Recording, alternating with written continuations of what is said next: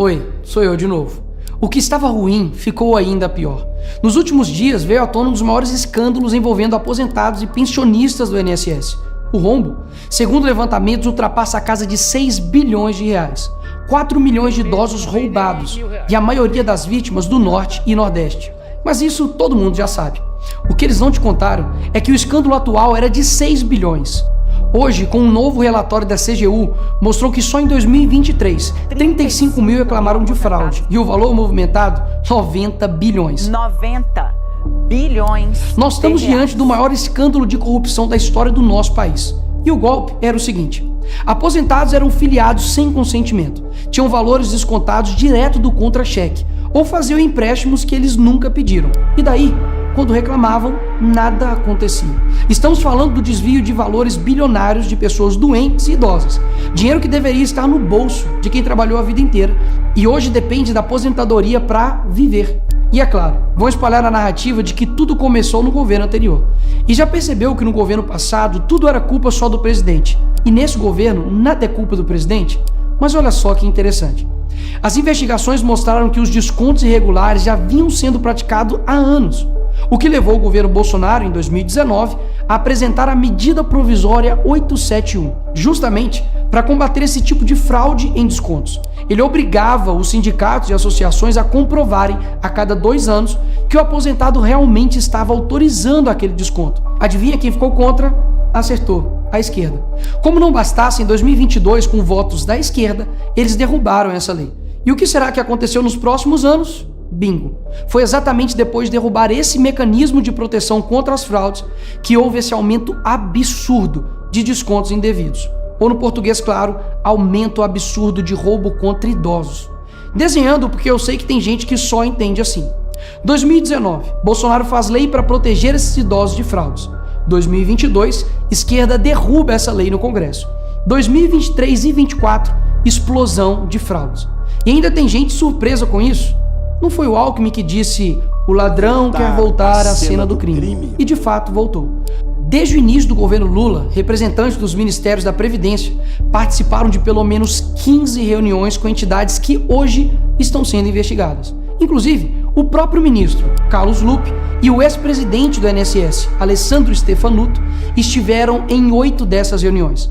A entidade que mais participou dos encontros com os ministros foi a CONTAG, justamente a organização que mais roubou o dinheiro dos aposentados. E o escândalo é ainda mais grave. O relatório de auditoria da CGU revelou que, em muitos casos, as autorizações para descontos foram feitas em nome de pessoas que sequer tinham condições de manifestar a sua vontade. Foram encontradas situações absurdas.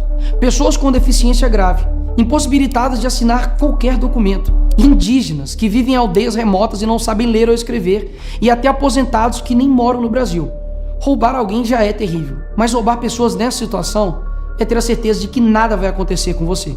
Não é à toa que o relatório do próprio INSS mostra que o governo tinha ciência e sabia como barrar os descontos desde 2023. O Tribunal de Contas da União também sabia da denúncia desde 2023.